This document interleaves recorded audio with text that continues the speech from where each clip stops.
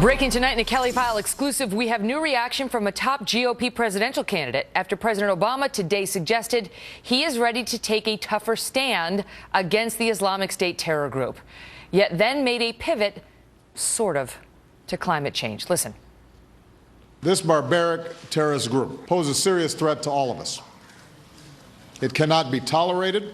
It must be destroyed. We cannot and we will not succumb to fear. Next week, I will be joining President Hollande and world leaders in Paris for the Global Climate Conference.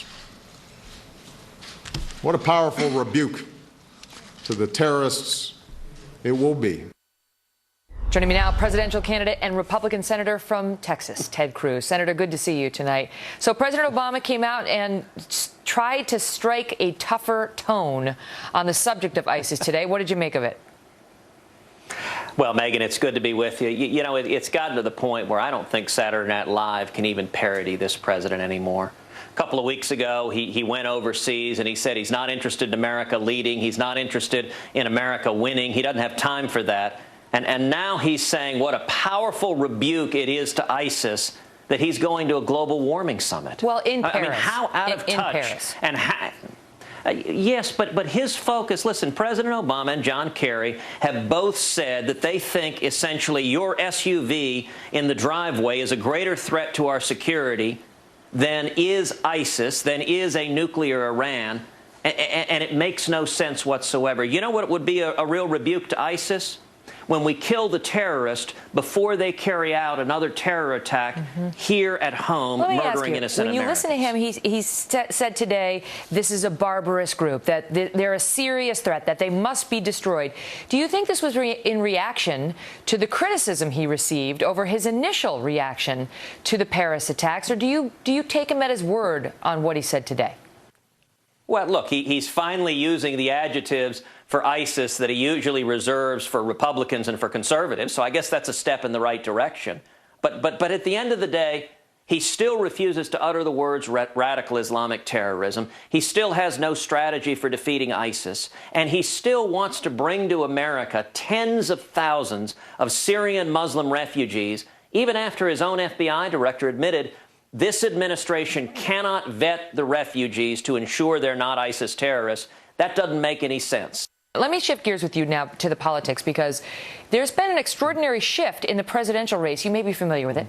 And it inures to your benefit. I mean, all the headlines today were about Ted Cruz and cruise control in Iowa. Take a look at the numbers for the viewers who haven't seen it. Ted Cruz is now basically tied for first. He's behind Donald Trump by 2 points, but man, you're right there in the margin of error in Iowa, besting Carson and the rest of the field by at least 5 points. What do you make of it? What do you attribute your surge?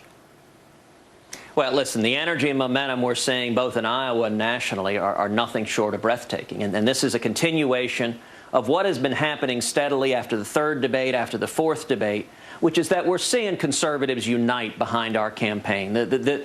What Washington has always wanted is to divide conservatives, to have us splintered, a chunk of conservatives here, a chunk of evangelicals, a chunk of libertarians, a chunk of Tea Party folks. It's a mistake we've made over and over and over again, whether it was Bob Dole or John McCain or Mitt Romney. Every time we listen to the voice of run to the middle, we get clobbered. It doesn't work. They're all good, honorable men, but what they did didn't work.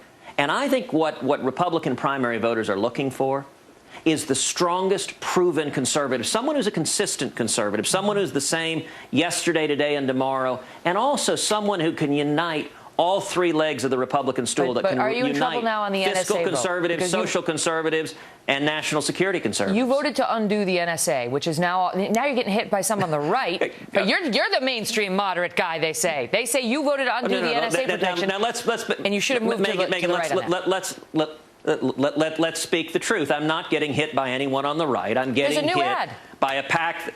Yes, by a PAC supporting Marco Rubio. Our leaders must keep America safe. But when Ted Cruz had the chance to fight Barack Obama's dangerously weak anti-terror policies, he didn't. Marco Rubio's PAC is doing this because they desperately want to change the discussion from his longtime support of President Obama's massive amnesty plan. This PAC ad by Rubio's supporter, where they're spending hundreds of thousands of dollars Listen, what it really is, Megyn, is it's a sign of desperation. They want to try to change the topic because I think Marco's campaign is determined that his longtime support of Chuck Schumer and Barack Obama's amnesty plan, particularly making it easier to bring Syrian Muslim refugees into this country, that they're now worried about it politically, so they want to change it with a false attack act. And the latest polls show the public of 67% there against letting the refugees in. Senator Ted Cruz, it's always great talking to you. Thank you for being here. Thank you, Megyn. It's great to be with you. Back now to the breaking news out of Chicago, where the crowds are getting larger, and we are learning more about what they are now demanding after the release of video showing police shooting a 17-year-old black man. We will play the video for you next. It is disturbing.